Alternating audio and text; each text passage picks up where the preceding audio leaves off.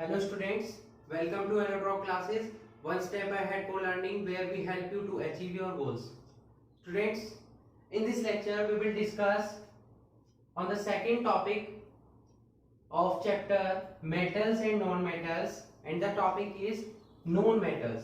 Last lecture में बच्चों हमने डिस्कस किया था मेटल्स के बारे में और उनकी फिजिकल और केमिकल प्रॉपर्टीज और यूजेस के बारे में. इस लेक्चर में हम डिस्कस करने वाले हैं नॉन मेटल्स के बारे में, उनकी फिजिकल और केमिकल प्रॉपर्टीज के बारे में. Okay, so let's start.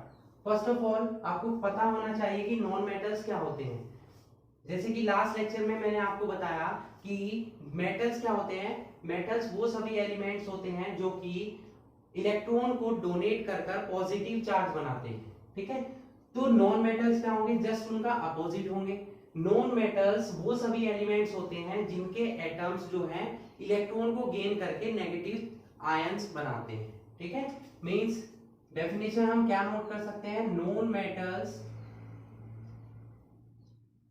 Are those elements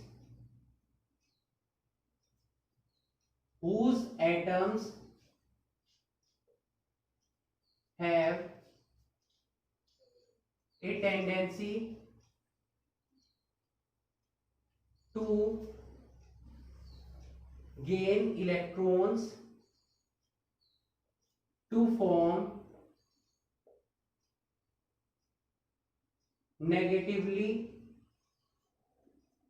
charged ions, means anions. उन सभी एलिमेंट्स को नॉन मेटल्स बोला जाता है जिनके एटम में ये पावर होती है, टेंडेंसी होती है कि वो इलेक्ट्रॉन को गेन कर सके और उन इलेक्ट्रॉन को गेन करके किसका फॉर्मेशन कर सके, वो नेगेटिवली चार्ज आयंस का, जिनको हम क्या बोलते हैं, एनायंस बोल सकते हैं. एग्जांपल्स देख लेते हैं इनके. फॉर एग्जांपल हमारे पास क्लोरीन एटम प्रेजेंट है. क्या प्रेजेंट है, क्लोरीन एटम प्रेजेंट है और इसने एक इलेक्ट्रॉन को गेन किया और किसका फॉर्मेशन किया, एक नेगेटिवली चार्ज आयन का, Cl नेगेटिव. इसको हम क्या बोलते हैं बच्चों, इसको हम बोलेंगे क्लोरीन एटम. क्या बोलेंगे इसको, क्लोरीन एटम. और इसको हम क्या बोलेंगे, क्लोराइड आयन. दोनों में डिफरेंस है, ये क्लोरीन एटम है, वो क्लोराइड आयन है. ठीक है, सिमिलरली ऑक्सीजन क्या करता है, दो इलेक्ट्रॉन को गेन करता है और किसका फॉर्मेशन करता है, O डबल निगेटिव आयन का. इसको हम क्या बोलते हैं, ऑक्साइड आयन. और इसको हम क्या बोलते हैं, ऑक्सीजन एटम. ठीक है, सिमिलरली हम बात करें सल्फर की, तो सल्फर भी दो निगेटिव आयन गेन करता है और S2 डबल निगेटिव आयन बनाता है, जिसको हम क्या बोलते हैं, सल्फाइड आयन बोलते हैं. और ये हमारा हो जाएगा क्या, sulphur atom.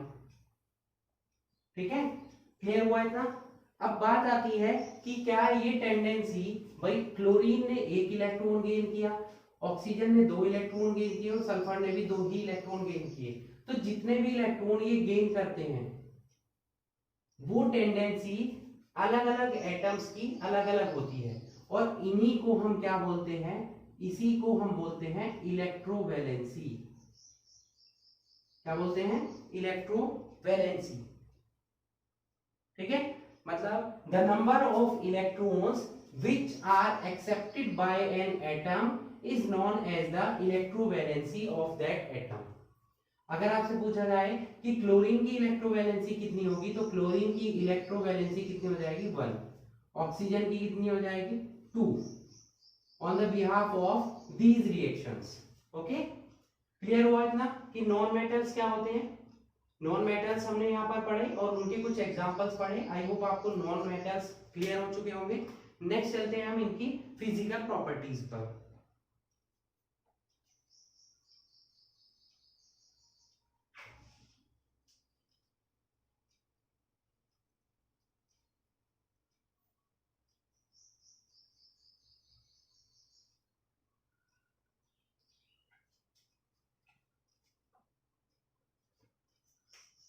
Physical properties one by one हम इनको नोट करेंगे और हैंड टू हैंड आपको एक्सप्लेन करेंगे विद सुटेबल एग्जांपल्स। ठीक है, तो फर्स्ट जो फिजिकल प्रॉपर्टी हम पढ़ने वाले हैं नॉन मेटल्स की, वो क्या होती है कि नॉन मेटल्स जो है उनका शाइनिंग सरफेस नहीं होता है। तो क्या नोट करेंगे, दे do not have shining surface, means इनमें लसनेस की प्रॉपर्टी नहीं होती है। ठीक है, क्यों नहीं होती है, क्योंकि इनके पास फ्री इलेक्ट्रॉन्स प्रेजेंट नहीं होते हैं। ठीक है, तो फ्री इलेक्ट्रॉन्स प्रेजेंट नहीं होने की वजह से यहां आप नोट भी कर सकते हैं, they do not have shining surface due to the absence of free electrons.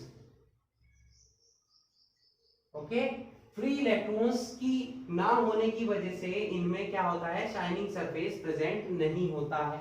अब बात कर लेते हैं एक्सेप्शंस की। कुछ एक्सेप्शंस होते हैं। एक्सेप्शंस क्या है इसमें, जैसे कि आयोडीन और डायमंड। ठीक है, आयोडीन और डायमंड यहां पर कुछ एक्सेप्शंस हैं। ठीक है, ग्रेफाइट भी इन्हीं एक्सेप्शंस में आता है, तो ग्रेफाइट भी आप नोट कर सकते हैं, ग्रेफाइट। अब देखिए यहां पर ये सभी भी नॉन मेटल्स है। डायमंड कार्बन से मिलकर बना होता है, ग्रेफाइट भी कार्बन से मिलकर बना होता है, और आयोडीन आयोडीन होता है। ठीक है, तो ये कार्बन, क्योंकि कार्बन भी एक नॉन मेटल है, बट इनमें शाइनिंग सरफेस मिलता है। क्यों मिलता है, फ्री इलेक्ट्रॉन्स इनमें भी प्रेजेंट नहीं होते हैं, जैसे कि और नॉन मेटल्स में नहीं होते, बट इनमें फ्री इलेक्ट्रॉन्स ना होने पर भी शाइनिंग सरफेस होता है। और वो किसकी वजह से होता है, वो होता है रिफ्रैक्टिव इंडेक्स की वजह से।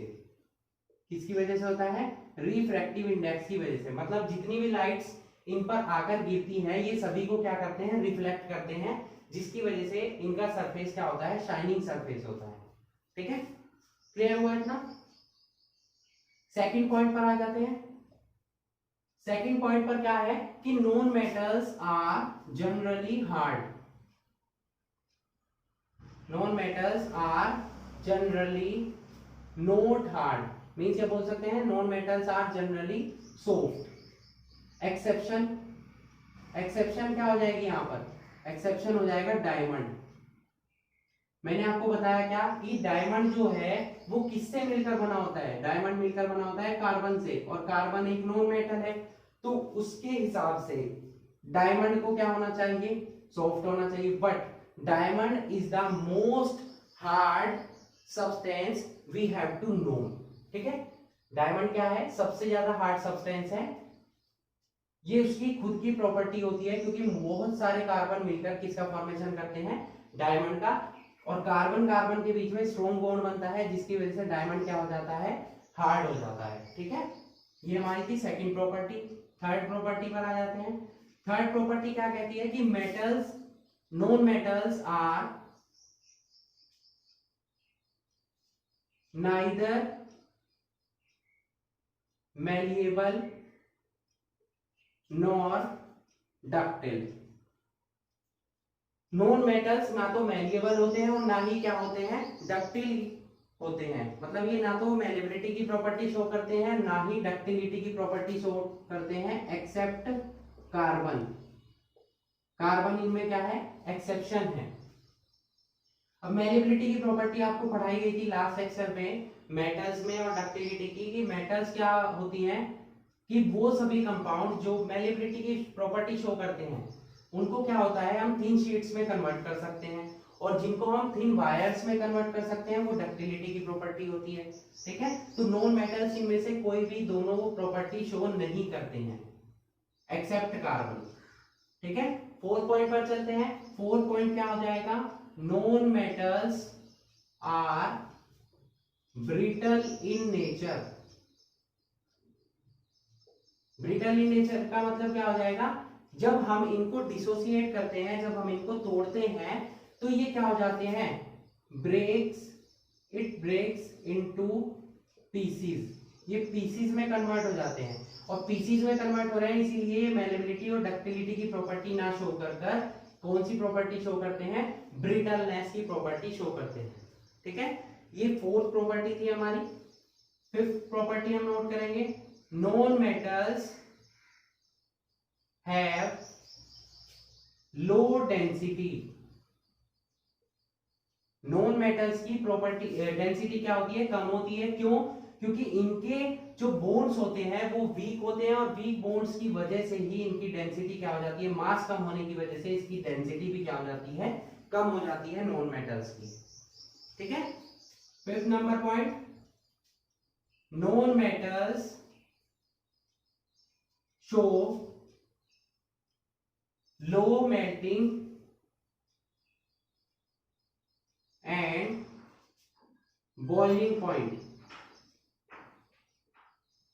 ओके, नॉन मेटल्स क्या है, वो लो मेल्टिंग पॉइंट और लो बॉइलिंग पॉइंट शो करते हैं। अब इसका रीजन क्या है, क्योंकि इनके बीच में क्या होते हैं, वीक फोर्सेस प्रेजेंट होते हैं, जो अभी मैंने आपको बताया, due to weak cohesive forces. जब फोर्सेस वीक होंगे तो उन फोर्सेस को क्या होगा, डिसोसिएट करने के लिए हमें कम एनर्जी की रिक्वायरमेंट होगी, जिसकी वजह से क्या होगा, इनका बॉइलिंग पॉइंट क्या हो जाएगा, कम हो जाएगा। एक्सेप्शन क्या है यहाँ पर, एक्सेप्शन है बोरोन कार्बन। बोरोन और कार्बन का क्या हो जाएगा, यहाँ पर मेल्टिंग पॉइंट और बॉइलिंग पॉइंट ज्यादा हो जाएगा, साथ में सिलिकॉन। तो बोरोन, कार्बन और सिलिकॉन का मेल्टिंग पॉइंट और बॉइलिंग पॉइंट क्या हो जाता है, ज्यादा हो जाता है। ठीक है, क्योंकि ये स्ट्रॉन्ग बॉन्ड का फॉर्मेशन करते हैं। बॉन्ड्स पर डिपेंड करेगा कि किसी का मेल्टिंग पॉइंट हाई होगा या लो होगा।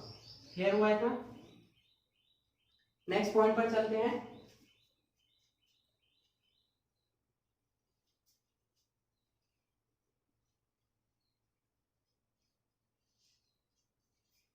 Point number 7, they do not show the property of sonority। मतलब दे आर, हम बोल सकते हैं, और दे आर नॉन सोनोरस। मतलब जब हम इन्हें हिट करते हैं हैमर की हेल्प से, तो ये कोई भी साउंड क्या है, डेवलप नहीं करते हैं। Point number 8, they are bad conductors of heat and electricity. ये हीट और इलेक्ट्रिसिटी के क्या होते हैं, बैड कंडक्टर्स होते हैं, एक्सेप्ट, एक एक्सेप्शन है यहां पर, ग्रेफाइट। ग्रेफाइट जो है, graphite is a good conductor of electricity. Okay, यहां पर हमने डिस्कस की physical properties of non metals with suitable examples and certain exceptions. तो ये एक्सेप्शंस आपको याद रखनी है कि कहां पर कौन सी प्रॉपर्टी में एक्सेप्शन आ रहा है और कौन सा कंपाउंड एक्सेप्शन शो कर रहा है। ठीक है, नेक्स्ट चलते हैं हम इनकी केमिकल प्रॉपर्टीज पर।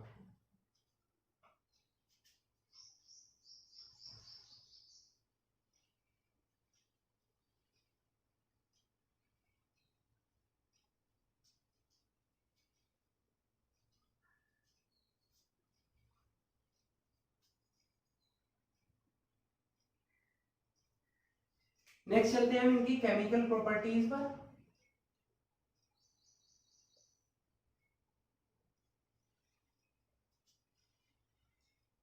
केमिकल प्रॉपर्टीज में हम फर्स्ट डिस्कस करने वाले हैं रिएक्शन विद ऑक्सीजन। ठीक है, नॉन मेटल्स ऑक्सीजन के साथ रिएक्शन करके कौन से कंपाउंड का फॉर्मेशन करती है, तो वो है एसिडिक एंड न्यूट्रल ऑक्साइड्स। ठीक है, ये आप जानते हैं कि ऑक्सीजन के साथ किसी भी कंपाउंड की किसी एलिमेंट की रिएक्शन होगी तो ऑक्साइड्स बनते हैं, जैसे कि मेटल्स में हमने पढ़ चुके हैं। तो नॉन मेटल्स में भी ऑक्साइड्स ही बनते हैं, बट डिफरेंस क्या है कि यहां पर केवल और केवल एसिडिक और न्यूट्रल ऑक्साइड्स बनेंगे। नॉन मेटल्स कभी भी बेसिक ऑक्साइड्स का फॉर्मेशन नहीं करते हैं। ठीक है, तो non metals combine with oxygen to form acidic और neutral oxides, they never form basic oxides. Okay, वो हमेशा एसिडिक और न्यूट्रल ऑक्साइड बनाते हैं, कभी भी बेसिक ऑक्साइड का फॉर्मेशन नहीं करते हैं नॉन मेटल्स। ये आपको ध्यान रखना है, इस लाइन को आप अंडरलाइन कर लीजिए। ठीक है, एग्जांपल देख लेते हैं। पहले एसिडिक ऑक्साइड के सपोज हमारे पास कार्बन प्रेजेंट है, एक नॉन मेटल है कार्बन, और जब ये ऑक्सीजन से रिएक्शन करता है तो क्या बनाता है, कार्बन डाइऑक्साइड गैस। इसी तरीके से सल्फर ऑक्सीजन से रिएक्शन करता है, क्या बनाता है, सल्फर डाइऑक्साइड गैस। अब ये दोनों एसिडिक हैं। अब ये एसिडिक और न्यूट्रल का पता कैसे चलेगा, क्योंकि ये एसिडिक इसलिए है क्योंकि जब इन्हें वाटर में डिसॉल्व करते हैं तो ये एसिड का डेवलपमेंट करते हैं। जैसे SO2 को वाटर में डिसॉल्व करते हैं तो H2SO4 बनता है, और H2SO4 क्या है, एक एसिड है। CO2 को जब हम वाटर में डिसॉल्व करते हैं तो H2CO3 बनता है, कार्बोनिक एसिड, जो कोल्ड ड्रिंक्स में प्रेजेंट होता है। तो क्योंकि वो एसिडिक नेचर शो करते हैं, एसिड्स का फॉर्मेशन करते हैं, इसीलिए ये ऑक्साइड जो है नॉन मेटल्स के क्या होते हैं, एसिडिक नेचर के होते हैं। ठीक है, क्लियर हुआ है ना एसिडिक नेचर। अब साथ में ये बेसिक न्यूट्रल नेचर भी शो करते हैं, जैसे कार्बन की हम रिएक्शन कराते हैं ऑक्सीजन से ही दोबारा से, तो बनता है कार्बन मोनोऑक्साइड।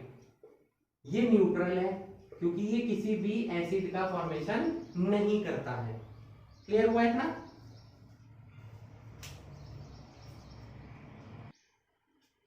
नेक्स्ट चलते हैं हम सेकेंड पॉइंट पर, reaction with water. Non metals की जब हम वाटर के साथ रिएक्शन कराते हैं तो कोई रिएक्शन नहीं होती है, they do not react with water to produce hydrogen gas. आपको पता है कि मेटल्स ने क्या किया था कि वाटर के साथ रिएक्शन करके हाइड्रोजन गैस का प्रोड्यूसन कर रही थी, बट नॉन मेटल्स क्या है, नॉन मेटल्स वाटर के साथ रिएक्शन करके हाइड्रोजन गैस का प्रोडक्शन नहीं करती हैं, क्योंकि ये हाइड्रोजन आयन जो होते हैं उनको इलेक्ट्रॉन डोनेट करके उन्हें रिड्यूस करके हाइड्रोजन में कन्वर्ट नहीं कर पाते हैं, क्योंकि इनके पास फ्री इलेक्ट्रॉन्स नहीं होते हैं। ठीक है, तो आप नोट करना चाहें तो नोट कर सकते हैं, ये किसकी वजह से हो रहा है, due to the lackness of free electrons.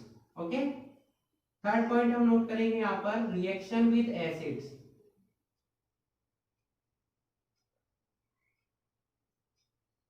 Reaction with acids means non metal को अगर हम डाइल्यूट एसिड के साथ रिएक्शन कराते हैं तो क्या होगा, ये वहां पर भी एसिड के साथ रिएक्शन नहीं करते हैं।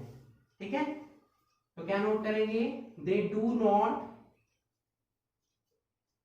React with dilute acids.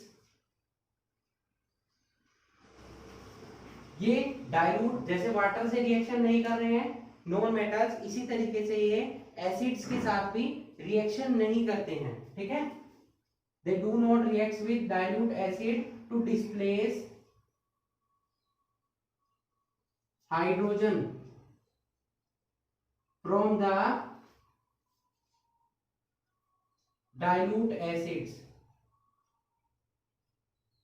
Okay, clear हुआ था। ये दोनों पॉइंट आप याद रखेंगे कि नॉन मेटल्स वाटर और एसिड दोनों में से किसी के साथ भी रिएक्शन नहीं करते हैं हाइड्रोजन के प्रोडक्शन के लिए। ठीक है, क्लियर हुआ। नेक्स्ट चलते हैं हम रिएक्शन विद क्लोरीन पर।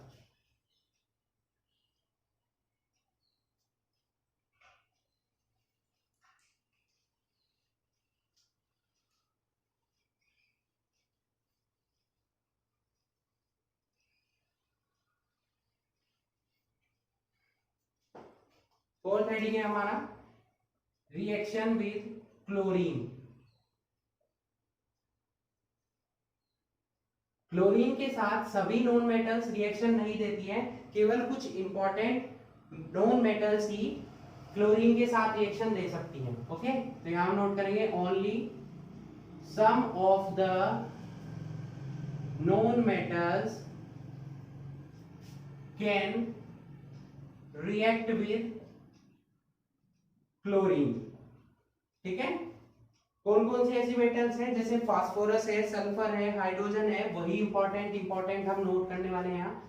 फास्फोरस आपको पता है कि P4 की फॉर्म में मिलता है, ठीक है, सॉलिड फॉर्म में। तो जब ये क्लोरीन गैस से रिएक्शन करता है तो किसका फॉर्मेशन होता है, PCl3 कंपाउंड का। सिमिलरली PCl5 का भी फॉर्मेशन करता है फास्फोरस।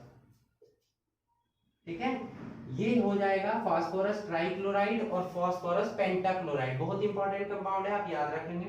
ठीक है, इसको बैलेंस कर लेते हैं हम इक्वेशन को। यहाँ 4 से मल्टीप्लाई करेंगे, 4 3 जा 12 हो जाएगा, तो यहाँ 6 से मल्टीप्लाई करेंगे, यहाँ 4 से मल्टीप्लाई करेंगे, 4 5 जा 20, तो यहाँ 10 से मल्टीप्लाई होगी। ठीक है, नेक्स्ट चलते हैं हम सल्फर पर। सल्फर आपको पता है S8 की फॉर्म में मिलता है, तो ये भी किससे रिएक्शन करता है, क्लोरीन गैस से। क्लोरीन गैस से रिएक्शन करने के बाद ये किसका फॉर्मेशन करता है, सल्फर डाइक्लोराइड का। तो यहाँ 8 से मल्टीप्लाई करेंगे, तो यहाँ किससे करनी होगी, 8 से। ठीक है, इसी तरीके से हाइड्रोजन गैस होती है, क्लोरीन गैस होती है, दोनों रिएक्शन करते हैं तो किसका फॉर्मेशन करते हैं, HCl गैस का। ये कुछ इंपॉर्टेंट कह सकते हैं नॉन मेटल्स की, जो कि किससे रिएक्शन करती है, क्लोरीन से रिएक्शन करती है। केवल कुछ इंपॉर्टेंट नॉन मेटल्स ही रिएक्शन करेंगी, सभी नॉन मेटल्स क्लोरीन के साथ रिएक्शन नहीं करेंगी। ठीक है, तो इस पॉइंट पर आ जाते हैं। नेक्स्ट पॉइंट हमारा रिएक्शन विद हाइड्रोजन। हाइड्रोजन के साथ रिएक्शन करती हैं सभी नॉन मेटल्स। ठीक है, और नॉन मेटल्स रिएक्शन करके क्या बनाती हैं, स्टेबल कोवेलेंट हाइड्राइड्स। क्या बनाती है, वही हाइड्रोजन से रिएक्शन होगी तो क्या बनेंगे, हाइड्राइड्स बनेंगे। तो नॉन मेटल्स जो हैं हाइड्रोजन के साथ रिएक्शन करके स्ट्रॉन्ग कोवेलेंट बॉन्ड बनाती है, और कोवेलेंट बॉन्ड बनने की वजह से उन कंपाउंड्स को हम क्या बोलते हैं, स्टेबल कोवेलेंट हाइड्राइड्स बोल सकते हैं। जैसे कि नाइट्रोजन गैस और क्लोरीन हाइड्रोजन गैस की हम रिएक्शन कराते हैं तो अमोनिया गैस का प्रोडक्शन होता है। ठीक है, बहुत इंपॉर्टेंट रिएक्शन है, इसको आप अच्छे से लर्न कर लीजिए। नाइट्रोजन और हाइड्रोजन की रिएक्शन होगी तो कौन सी गैस बनती है, अमोनिया गैस का प्रोडक्शन होता है। ठीक है, सिमिलरली अगर हम हाइड्रोजन गैस की रिएक्शन कराएं किससे, सल्फर से, तो कौन सी गैस बनती है, H2S गैस बनती है। ठीक है, क्लोरीन का हम ऊपर पढ़ चुके हैं तो क्लोरीन हम यहाँ नोट नहीं करेंगे। सिमिलरली हम वाटर से अगर रिएक्शन करा ऑक्सीजन से रिएक्शन कराते हैं तो किसका प्रोडक्शन होता है, वाटर का। ठीक है, क्लियर हुआ इतना। तो ये हो गई हमारी रिएक्शन विद हाइड्रोजन। हाइड्रोजन के साथ रिएक्शन करके किसका फॉर्मेशन होता है, हाइड्राइड्स का, और क्लोरीन के साथ रिएक्शन होकर किसका फॉर्मेशन होता है, क्लोराइड्स का। ठीक है, ये सभी इंपॉर्टेंट कंपाउंड मैंने आपको नोट कराए हैं। जितने भी कंपाउंड्स आपके यूज होते हैं वो सभी यहाँ पर मैंने नोट करे हैं। ठीक है, तो सभी रिएक्शंस आपको लर्न करनी है। नेक्स्ट चलते हैं हम नेक्स्ट पॉइंट पर। हमारे 5th पॉइंट यहाँ पर कंप्लीट हो चुके हैं। नेक्स्ट चलते हैं हम 6th पॉइंट पर। Okay,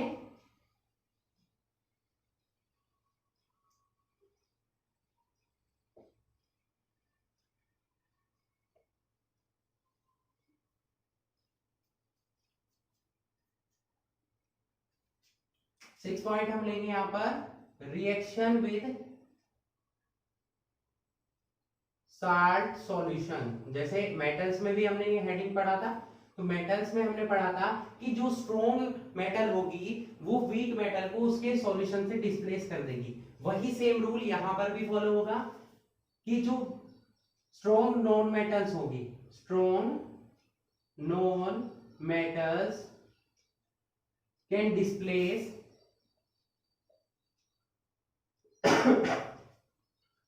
weak non-metal from its salt solution। ठीक है, एग्जांपल ले लेते हैं। यहां पर सपोज हमने लिया एक सॉल्यूशन NaI, सोडियम आयोडाइड का हमने यहाँ पर एक्वस सॉल्यूशन ले लिया। ठीक है, और उससे हमने प्रोड्यूस कराया क्लोरीन गैस से। ठीक है, अब आपको पता होना चाहिए कि क्लोरीन क्या है, मोर रिएक्टिव है, ये मोर रिएक्टिव है। तो ये क्या करेगी, आयोडीन को उसके सॉल्यूशन से डिस्प्लेस करेगी। यहाँ क्या बन जाएगा, NaCl का एक सॉल्यूशन, और आयोडीन क्या हो जाएगी, सेपरेट हो जाएगी। ठीक है, क्यों? क्योंकि क्लोरीन जो है वो आयोडीन से क्या है, ज्यादा स्ट्रॉन्ग है। मैंने आपको बताया कि strong non metal can displace weak non metal from its solution. तो वीक नॉन मेटल कौन सी थी, आयोडीन। इसका सॉल्यूशन था सोडियम आयोडाइड। इसके सॉल्यूशन से क्लोरीन ने जो स्ट्रॉन्ग होने की वजह से इसको डिस्प्लेस कर दिया, ठीक है, अपना सॉल्यूशन का फॉर्मेशन कर लिया है। ठीक है, क्लियर हुआ इतना? अगर यही रिएक्शन हम अपोजिट करा दें, 2NaCl एक्वस की सॉल्यूशन की रिएक्शन कराएं हम, तो यहां पर आयोडीन से अगर हम यही रिएक्शन कराते हैं तो ये रिएक्शन पॉसिबल नहीं होगी। क्यों? क्योंकि आयोडीन जो है वीक नॉन मेटल है, तो ये weak non metal strong non metal को उसके सॉल्यूशन से डिस्प्लेस नहीं कर पाएगी। मैंने आपको बताया कि केवल और केवल स्ट्रॉन्ग नॉन मेटल ही वीक नॉन मेटल को डिस्प्लेस कर पाएगी। ठीक है, तो ये रिएक्शन पॉसिबल होगी और ये रिएक्शन पॉसिबल नहीं होगी। क्लियर हुआ इतना? समझ आया आपको? नेक्स्ट चलते हैं हम लास्ट पॉइंट पर, रिएक्शन विद मेटल्स। मेटल्स के साथ रिएक्शन करती हैं क्या, नॉन मेटल्स। ठीक है, लेकिन कुछ स्पेशल कंडीशंस में ही करती हैं। कुछ मोर रिएक्टिव नॉन मेटल्स जो ज्यादा रिएक्टिव होंगी वही रिएक्शन करेगी। जैसे क्लोरीन की हमने बात करी, स्ट्रॉन्ग है तो ये रिएक्शन करेगी मेटल के साथ। तो हम क्या लिख सकते हैं, strong non metals reacts with metals to form salts. क्या बनाती है, नॉन मेटल्स मेटल्स के साथ रिएक्शन करके किसका फॉर्मेशन करती है, साल्ट्स का फॉर्मेशन। जैसे सपोज हमारे पास सोडियम मेटल है और क्लोरीन है, ठीक है, तो chlorine more reactive non metal है, तो ये रिएक्शन कर सकती है, किसका फॉर्मेशन करेगी, NaCl का, जो हमने ऊपर यूज किया है। सिमिलरली NaI भी बन सकता है यहाँ पर, 2NaI। सल्फर भी एक रिएक्टिव नॉन मेटल है, सल्फर भी एक नॉन रिएक्टिव स्ट्रॉन्ग मेटल है, तो ये भी किससे रिएक्शन कर सकती है, सोडियम से। यहां पर हो जाएगा, क्या बनता है, Na2S। तो यहां पर 8 से मल्टीप्लाई करेंगे, 8 2 जा 16, तो यहां हो जाएगा 16Na। तो इस तरीके से केवल और केवल कुछ स्ट्रॉन्ग नॉन मेटल्स हैं जो केवल मेटल से रिएक्शन करती हैं, सभी नॉन मेटल्स मेटल से रिएक्शन नहीं करती हैं। क्लियर हुआ इतना आपको? तो ये इंपॉर्टेंट केमिकल प्रॉपर्टीज हमने पढ़ ली नॉन मेटल्स की। तो हमने पढ़ा आज नॉन मेटल्स क्या होती हैं, ठीक है, और उनकी फिजिकल प्रॉपर्टीज और उनकी केमिकल प्रॉपर्टीज के बारे में। आई होप आपको नॉन मेटल्स का टॉपिक अच्छे से क्लियर हो चुका होगा। तो हमने दोनों टॉपिक कंप्लीट कर लिए हैं, नॉन मेटल्स और मेटल्स दोनों। ठीक है, आगे आने वाले लेक्चर्स में कुछ इंपॉर्टेंट अदर पॉइंट्स और अदर टॉपिक्स हम डिस्कस करने वाले हैं। Okay, so that's it for today.